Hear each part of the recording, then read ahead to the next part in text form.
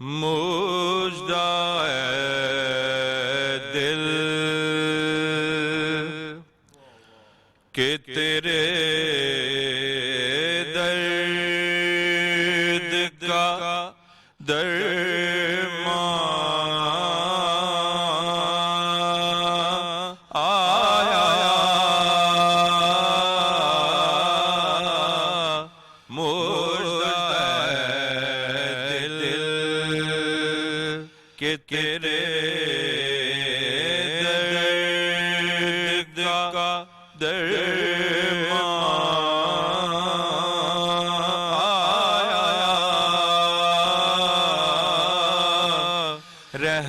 رحمتیں بانٹنے اللہ کا مہمان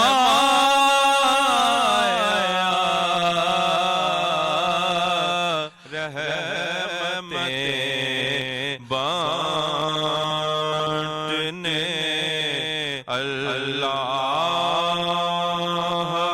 کا مہمان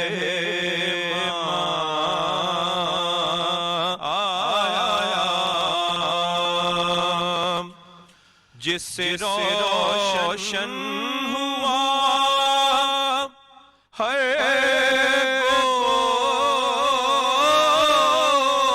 گوشۂ ایوان خیال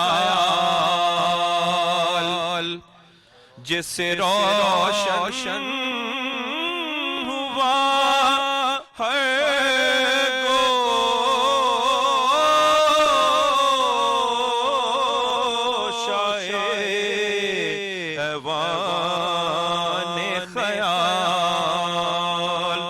حق کی جانب سے وہ خورشید درخشاں آیا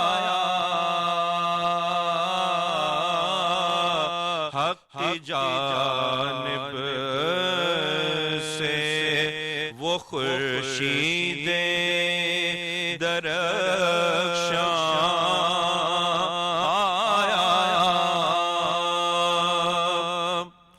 اور سب کی بخشش کا وسیلہ میں عصیان کا علاج سبحان اللہ سب کی بخشش کا وسیلہ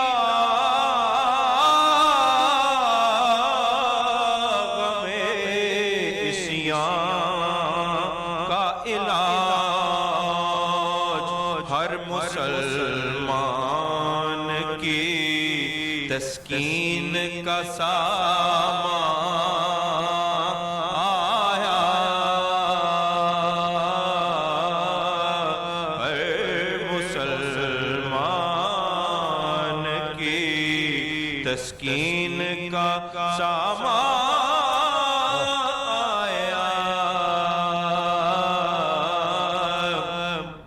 اور یہ شرف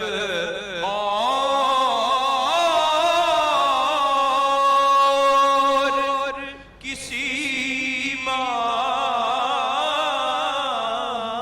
کو حاصل نہ ہوا یہ شرف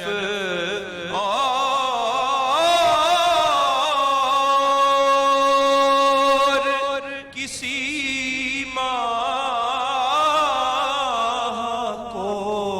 حاصل نہ ہوا لیکن نام الہی تہ داماں آیا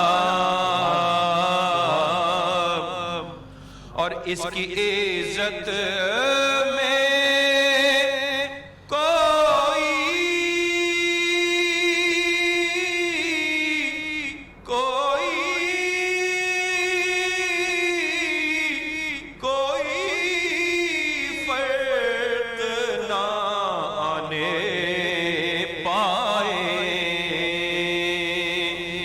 کی عزت میں کوئی فرق نہ آنے پائے، سال کے بعد تیرے گھر میں یہ مہمان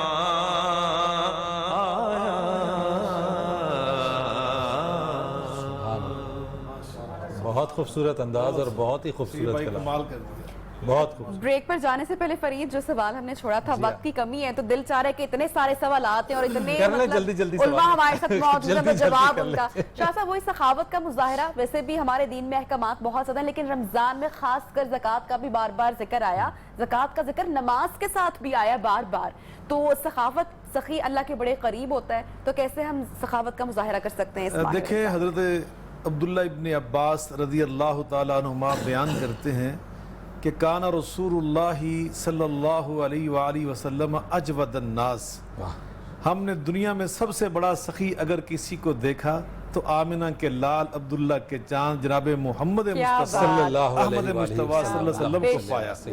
فرماتے ہیں مگر آپ کی جو وہ سخاوت تھی نا، جب رمضان آتا تھا تو اس میں مزید تیزی آ جاتی، اتنی تیزی آتی کہ من الریح المرسلہ، تیز ترین آندھی اپنی تیزی میں میرے آقا کی سخاوت جو رمضان میں ہوتی تھی اس کا مقابلہ نہیں کر پاتی تھی، اتنی آپ کی سخاوت میں تیزی آ جاتی۔ تو یقیناً آپ کو اسوہ حسنہ یہی ہے کہ ماہ رمضان میں ہماری سخاوت کے اندر بھی بہت تیزی آ جانی چاہیے، اور اس کے کئی طریقے ہیں، جیسے بھی آپ نے بیان کیا کہ ماہ زکوٰۃ عموماً مسلمان اپنا حساب یہی لگاتے ہیں کہ ماہ رمضان سے رمضان تک کی سال مکمل کیا جائے تو زکوٰۃ نکالی جاتی ہے، اس لیے کہ اس میں بہت زیادہ کئی گنا بڑھ کر رہی ہے، 70 گنا بڑھ کر ثواب ملتا ہے۔ اللہ صاحب موجودہ صورتحال میں تو اس وقت جو سچویشن ہے، جو صورتحال جیسے ہم پہلے بیان کر چکے اس میں تو بڑی ضرورت، بہت زیادہ لوگ ہیں جن کو ضرورت ہے بلا شبہ، اور ان کو یہ بھی ضروری نہیں ہوتا کہ آپ ان کا دل دکھانے کے لیے یہ کہیں کہ ہم آپ کو زکوٰۃ دے رہے ہیں، آپ گفٹ کے نام پر کسی تحفے کے انداز میں بھی زکوٰۃ کے ساتھ ان کا تعاون کر سکتے ہیں۔ اسی طرح فطرانہ ہم نے نکالنا ہے، وہ بھی قبل از وقت نکالا جا سکتا ہے آخری عشرے سے، کہ شروع میں بالکل آغاز میں لوگ اس وقت ضرورت مند ہیں، لاک ڈاؤن کی وجہ سے بے روزگاری کا شکار ہے۔ اسی طرح آپ افطاری کے نام پہ کروائیں، نبی پاک صلی اللہ علیہ وسلم فرمائے افطاری کروانے والے کو اللہ اتنا ہی اجر عطا فرماتا ہے جتنا روزے دار کو مل رہا ہوتا ہے۔ تو آپ 10 بندوں کو کروا دیں، 10 بندوں کا جو ثواب اللہ تعالیٰ آپ کو عطا کر دے گا۔ اس نے صلہ رحمی جو ہے، جو ہمارے عزیز و اقارب بعض اوقات کمزور ہوتے ہیں معاشی طور پر، وہ پیچھے رہ جاتے ہیں، نبی پاک صلی اللہ علیہ وسلم نے ان کے بارے میں فرمایا، آقا فرماتے من احب ان یبسط له فی رزقہ وینسى له فی اثرہ فلیصل رحمہ، جو یہ چاہتا ہے کہ میری زندگی لمبی ہو جائے، میں کرونا سے بچ جاؤں، میں کہیں موت کے گھاٹ نہ اتر جاؤں، سلامتی چاہتا ہے، شفا چاہتا ہے، لمبی زندگی چاہتا ہے، میرے آقا نے 1400 سال پہلے فارمولہ عطا کیا، فرمایا رزق میں برکت بھی آئے گی، زندگی میں برکت آئے گی، اضافہ ہو جائے گا۔ ایک حدیث میں نے پڑھا، مفتی صاحب تشریف فرمائے این یمد فی عمرہ، اللہ اس کی عمر کو لمبا کر دیتا ہے۔ کس طرح؟ فلیصل رحمہ، وہ صلہ رحمی کرے، وہ اپنے رشتہ داروں کے ساتھ تعاون کرے۔ اور نبی پاک صلی اللہ علیہ وسلم نے فرمایا سبحان اللہ، میں قربان جاؤں، آمنہ کے لال نے ہمیں دین کیا عطا کیا۔ آقا فرماتے انما ترزقون وتنصرون بضعفائکم، بعض اوقات جو ہمارے کمزور اور غریب رشتہ دار ہوتے ہیں، خاص طور پہ جو بوڑھے بزرگ ہوتے ہیں نا، دادا نانا پھوپھی، بعض اوقات ہمارے پاس خالہ ہوتی اس طرح کی، نانی دادی، تو ہم ان کو بوجھ سمجھتے ہیں۔ میرا آقا فرماتے ہیں میں تمہیں بتا دینا چاہتا ہوں، جو تمہیں رزق مل رہا ہے نا، اور مدد کر رہا ہے ان کی برکت سے، یہ ان کی وجہ سے اللہ تعالیٰ تمہیں عطا کر۔ علامہ صاحب آپ نے بڑی خوبصورت بات کی صلہ رحمی کے اوپر، ہم انشاءاللہ تعالیٰ اپنے اسی ٹرانسمیشن میں پورا موضوع رکھیں گے بالکل۔ اور مفتی صاحب جو میرا ایک سوال تھا، میرا ایک سوال یہ تھا، بیسیکلی میں نے بریک پہ بھی پوچھا اور میں بتا بھی دیتا ہوں کہ اس میں یہ دیکھا ہوا سننے میں آ رہا ہے کہ روزے رکھنے سے کیا آپ کی جو قوت مدافعت ہے، امیون سسٹم ہے، کیا وہ کمزور ہو جاتی ہے؟ کیونکہ کچھ میں نے لوگوں سے سنا کہ آپ اس کے لیے ملٹی وائٹامنس کا استعمال کریں، آپ ڈاکٹر سے مشورہ کریں۔ تو مفتی صاحب وقت کا میں مجھے بریک لینا چکے، ہم اسی کے اندر کوشش کریں گے اس کا جواب آپ سے آگے آنے اس کے اندر جو ہے نا وہ لیں، تاکہ رہنمائی لے سکیں کہ روزہ رکھنے سے کیا قوت مدافعت کم ہو جاتی ہے یا پھر اس میں اضافہ ہوتا ہے۔ ایک بریک لیتے ہیں، بریک کے بعد آپ سے ملاقات کرتے ہیں ہمارے ساتھ۔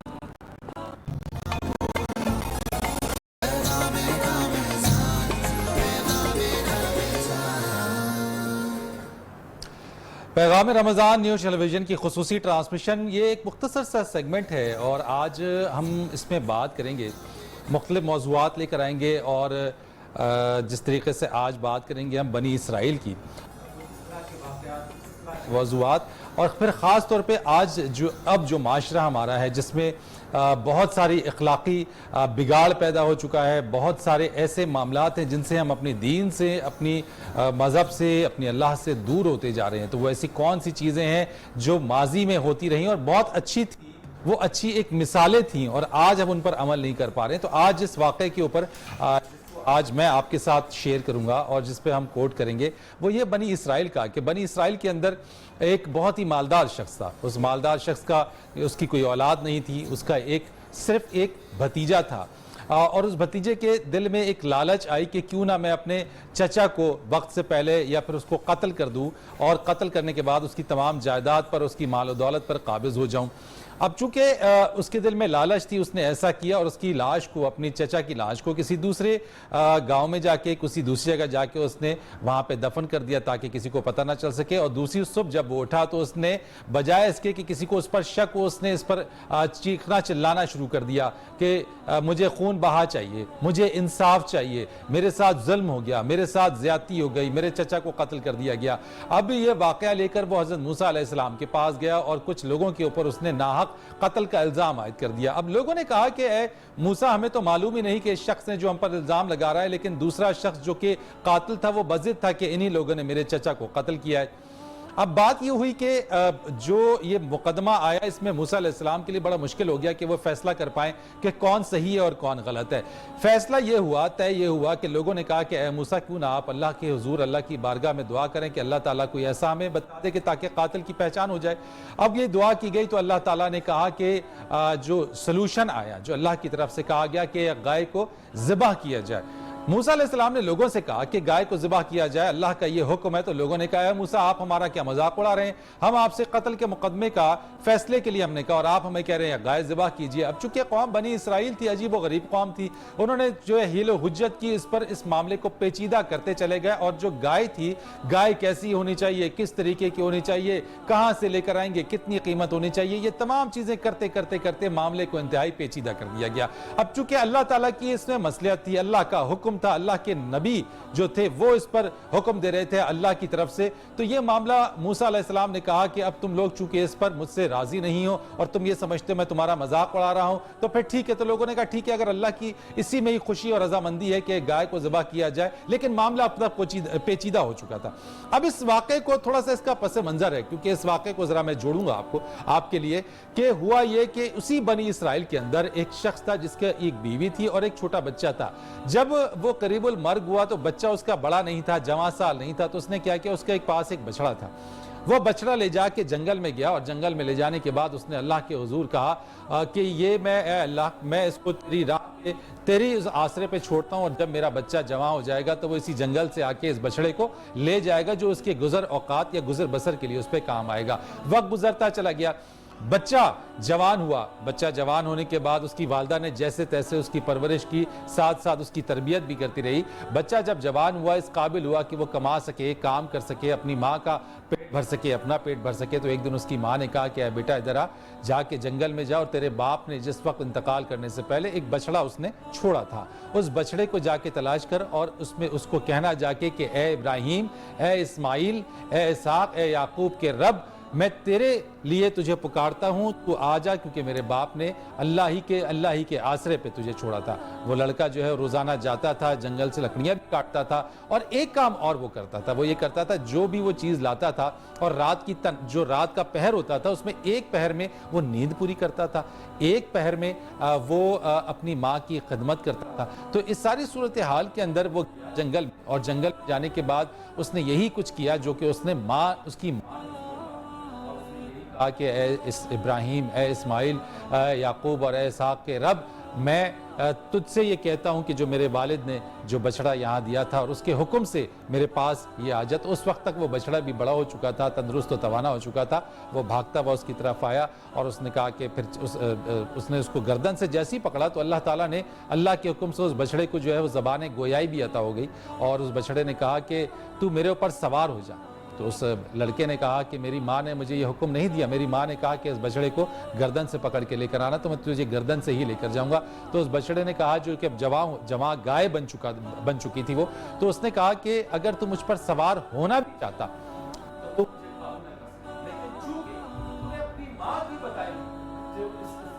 ساری صورتحال پہ اس نے کہا کہ ماں کی تو نے بات کی, تو اس ساری سچویشن کے اندر اس نے کہا کہ تو مجھ پر بیٹھ اور میں تجھے لے کے ساری صورتحال میں وہ جو گائے جس کو ذبح کرنی تھی, جس کو حضرت موسیٰ علیہ السلام جو اللہ نے کہا تھا وہ گائے ذبح کرے, آخر میں آ کے وہ گائے جو تھی اس لڑکے کو اپنی والدہ کی اطاعت کی, اس کی فرما برداری کا یہ صلاح ملا کہ جب جو مقتول تھے, جو لوگ مقدمہ لے کر آئے تھے, ان کو جب گائے خریدنے کا کہا گیا تو وہ وہی گائے تھی جو دنیا میں ایک ہی تھی, ایک مخصوص گائے تھی, اور اس گائے کے وزن کے برابر جو سونا تھا وہ اس کے مالک کو دیا گیا, اور بعد ازاں وہی گائے جو ہے وہ اس کو ذبح کیا گیا. ذبح کرنے کے بعد مقتول کو اس کا گوشت مارا گیا, تو مقتول نے اللہ کے حکم سے وہ زندہ ہوا اور کہا کہ مجھے میرے اس بھتیجے نے قتل کیا تھا. تو قصہ یہ تھا کہ والدین, ماں کی اطاعت جو ہے وہ اس کا بہت بڑا اجر ہے, والدین کی جو اطاعت اس کا بہت بڑا اجر ہے.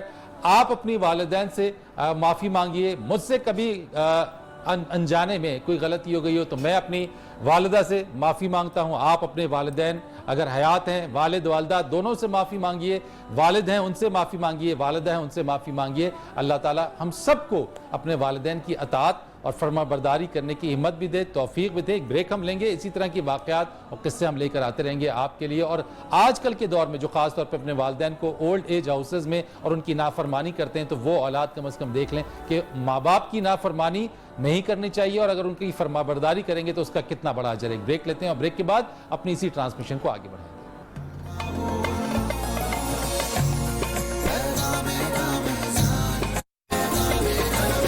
Ramadan Mubarak. Save ₹30 per kg on drumsticks and keema, and on every pack of quiche, kafta kebab and hare bhare nuggets. Safe and healthy chicken. KNNs. اب آئی نئی ٹپال دانےدار الائچی. ٹپال دانےدار الائچی available in tea and tea bags. واہ ماں, کیا پوریاں بنائی ہیں, مزہ آ گیا. وہ میں نے تو بیٹا بہت اچھی بنائی ہیں اماں, مجھے کب سکھا رہی ہیں؟ ارے بیٹا جب کہو سکھا دوں گی, بہت آسان ہوتی ہیں. اس رمضان رکھیں رشتوں کی لاج, کریں دلوں کو آباد. میزان کے ساتھ ہر چیز میزان میں اچھی لگتی ہے.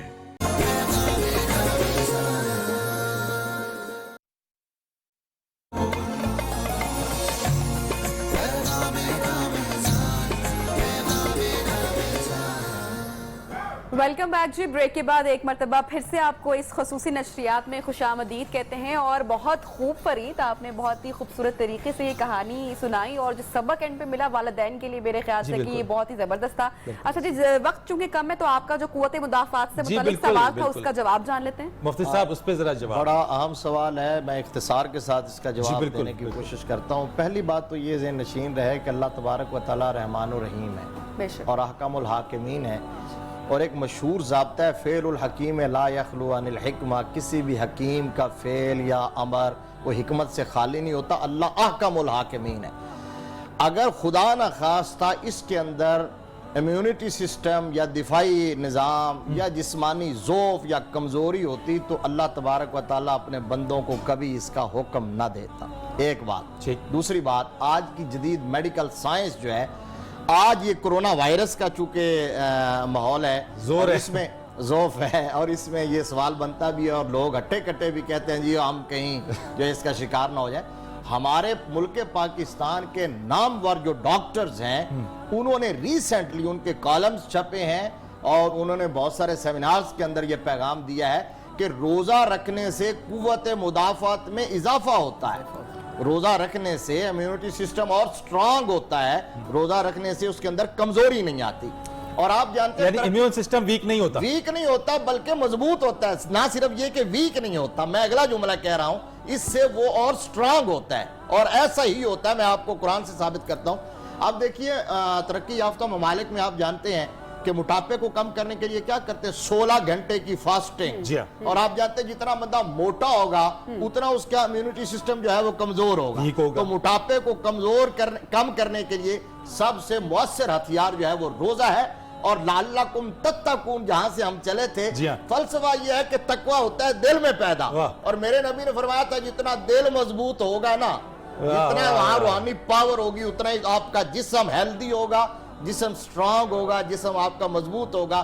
یہی وجہ آپ دیکھ لیں جو مذہبی لوگ ہوتے ہیں, جو سمارٹ لوگ ہوتے ہیں اور جو کم کھاتے ہیں, جو اپنا خیال رکھتے ہیں, الحمدللہ وہ دوسروں کی بنسبت چاقو چوبند ہوتے ہیں, وہ ایکٹیو ہوتے ہیں, فعال ہوتے ہیں اور صحت مند ہوتے ہیں اور ان کی عمریں بھی لمبی. کوئی ضرورت نہیں ہے کسی ملٹی وائٹامن کو لینے کی. حدیث پاک آقا علیہ الصلوۃ والسلام نے خود فرمایا سومو تصاحو, جی صحت مند رہنا چاہتے ہو تو روزے رکھا کرو. یہ حدیث پاک 1400 سال پہلے میرے آقا علیہ الصلوۃ والسلام نے ہمیں یہ پیغام دیا ہے. فوائد اور مقاصد میں ایک بندے کو صحت مند بنانا ہے. وہ بے تحاشا کھا کھا کے وہ جو اس کا نظام انہضام کمزور ہو چکا ہوتا ہے. تقلیل الطعام, تقلیل الشراب, تقلیل النوم, یہ صحت کے بنیادی اصول ہیں جس پہ آج میڈیکل نے ریسرچ کرنے کے بعد یہ پیغام دیا ہے. اور یہ وہ چیزیں ہیں جو آقا علیہ الصلوۃ والسلام نے پہلے عطا کر رکھی ہیں. مدینہ شریف میں ایک یہودی نے آ کے مطب کھول لیا. وہ ڈاکٹر تھا یا حکیم تھا, اس دور کا طبیب تھا. 6 ماہ جرا بیٹھا رہا, ایک مریض نہیں آیا. اس نے ایک صحابی کو روک کے کہا کہ آپ بڑے متعصب مسلمان ہیں, مجھے یہودی سمجھ کے میرے مطب میں نہیں آتے. مسکرا کے فرمایا کیوں؟ کہنے لگا 6 ماہ سے میں نے مطب کھولا, ایک کوئی نہیں ہے. کہا اصل مسئلہ تعصب کا نہیں ہے, 6 ماہ میں مدینہ شریف میں ایک مریض بھی پیدا نہیں ہوا. انہوں نے کہ وہ کیسے, جب انہوں نے کھانے پینے کے اصول بتائے جو آقا علیہ الصلوۃ والسلام نے سکھایا تھے. آج کہہ رہے ہیں نا کرونا والے کہ 20 سیکنڈ ہاتھ, میرے آقا علیہ السلام انہوں نے کہا کہ ہم ہاتھ دھو کے کھانا کھاتے ہیں اور ہاتھ دھونے کے بعد کسی شے سے خشک نہیں کرتے. تو انہوں نے کہا اچھا یہ بات تو شام سے پہلے مطب بند کر دیا کہ یہاں تو کوئی مریض ہی پیدا نہیں ہوگا. تو یقیناً روزہ رکھنے سے انسان صحت مند رہتا ہے. اور اس کے فوائد کا ذکر ہم لوگ روز کرتے رہیں گے, ہماری ٹرانسمیشن میں سلسلات جاری رہے گا. آج کی جو ہماری یہ نشریات تھیں جناب آپ لوگوں کے لیے لے کے آئے تھے, اس کا وقت کیسے ختم ہو گیا فرید بالکل معلوم ہی نہیں ہم لوگوں کو پڑا. نبیہ ماشاءاللہ سے ہمارا اتنے اچھے پینلز, ہمارے اتنے اچھے نعت خواہ, ہمارے اتنے اچھے مقرر اسکالرز. فرید بھائی مجھے یوں لگتا ہے دونوں کی کہانی سن کے نا مجھے تو یوں لگ رہا ہے کہ کل پرسوں سے آپ سارا ماشاءاللہ پہنچ سر بالکل بھی نہیں ہے. آپ تمام لوگوں کی جو ہے وہ یہ تمام علم ہے, یہ تمام چیزیں ہیں جو نہ صرف ہم بلکہ ہمارے جو دیکھنے والے ویورز ہیں وہ خود بھی اس سے مستفید ہوتے ہیں. نبی اجازت دیجیے کہ اذان مغرب کا وقت ہوا جائے. بالکل ہمیں بھی دیجیے اجازت اور دعا میں یاد رکھیے گا. انشاءاللہ آپ سے کل دوبارہ ہوگی ملاقات. اللہ حافظ. اللہ حافظ.